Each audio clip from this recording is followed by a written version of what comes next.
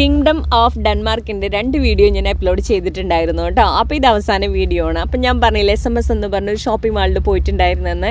അപ്പം ഞങ്ങൾ ബസ്സിലൊക്കെ കയറിയിട്ടാണ് തിരിച്ച് അവിടെ എത്തിയത്. അങ്ങനെ ഞാൻ തിരിച്ചിറങ്ങുവാണ് കേട്ടോ. അപ്പം എൻ്റെ കൂടെയുള്ള 2 ആളും മിസ്സായി കേട്ടോ. അവരെവിടെയാണെന്ന് എനിക്കറിയില്ല.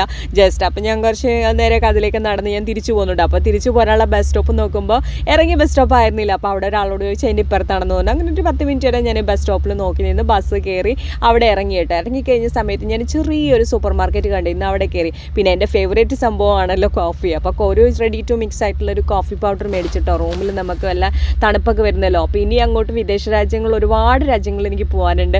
അപ്പം ഞാൻ നടന്ന് വരുന്ന വഴിക്കുള്ള ഒരു കുഞ്ഞൊരു അമ്മയും കൂടെ നടന്നു പോകുന്നു കേട്ടോ. അപ്പോൾ ഇവിടെ ഭയങ്കര എൻ്റെ സ്ഥിരം വീഡിയോ കാണുന്ന ആളുകൾക്ക് എല്ലാവർക്കും അറിയാം, ഞാൻ ഭയങ്കരമായിട്ട് സ്റ്റാച്യൂവിനെ ഇഷ്ടപ്പെടുന്ന ഒരാളാണ്. അത് പ്രതിമകളെ ഇഷ്ടപ്പെടുന്ന ആളാണ് കേട്ടോ.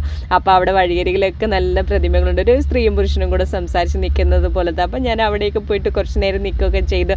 അപ്പോൾ പിന്നെ ആളവിടെ ഒറ്റയ്ക്ക് ഇരിക്കുന്ന ഒരു പ്രതിമേൻ്റെ കൂട്ടത്തിൽ ഞാൻ കുറച്ച് നേരം ഇരുന്നു കേട്ടോ. പിന്നെ അങ്ങോട്ടും ഇങ്ങോട്ടൊക്കെ നോക്കുമ്പോൾ ഉള്ള റോഡുകളൊക്കെ ഒത്തിരി ഭംഗിയാണ് കേട്ടോ. ഭയങ്കര ട്രാഫിക് ലൈറ്റുകളും സിഗ്നലുകളും ഒക്കെയുള്ള ആൾക്കാർ ആ ഒരു നിയമങ്ങൾ മാത്രം പാലിച്ചുകൊണ്ട് നടക്കുന്ന ഒരു നല്ല രസം തോന്നി. പിന്നെ ഈ ഒരു സ്റ്റെയർ കേസ് അങ്ങോട്ട് പോകുന്നത് വീടാണോ എന്താണെന്നൊന്നും അറിയില്ല കേട്ടോ. പക്ഷേ എനിക്ക് ആ സ്റ്റെയർ കേസ് കണ്ടപ്പോൾ എന്തൊക്കെയോ ഒരു ഇഷ്ടം തോന്നി കേട്ടോ. അപ്പോൾ അവിടെ നിന്നു. പിന്നെ ഞാൻ ഇതിന് മുമ്പ് ഒരു വീഡിയോ 2 വീഡിയോ അപ്ലോഡ് ചെയ്തിട്ടുണ്ടായിരുന്നു. ഇതിന് ഫ്രണ്ടിൽ വെച്ചിട്ടായിരുന്നു കേട്ടോ ഞാൻ ആ ഓടുന്നതായിട്ടുള്ള ഒരു വീഡിയോ ഇട്ടിട്ടുണ്ടായിരുന്നു. അപ്പോൾ ഇതെന്താണെന്ന് കറക്റ്റായിട്ട് എനിക്ക് അറിയില്ല. അപ്പോൾ എന്തായാലും ഞാൻ കൂടുതൽ നേരം എനിക്ക് നിൽക്കാൻ സമയമില്ലാത്തതുകൊണ്ട് പിന്നെ ഞാൻ ആ മഴയത്ത് തന്നെ തിരിച്ചു പോന്നിട്ട് അങ്ങനെ ഒരു ദിനത്തെ ടെർമിനലിൽ കയറി.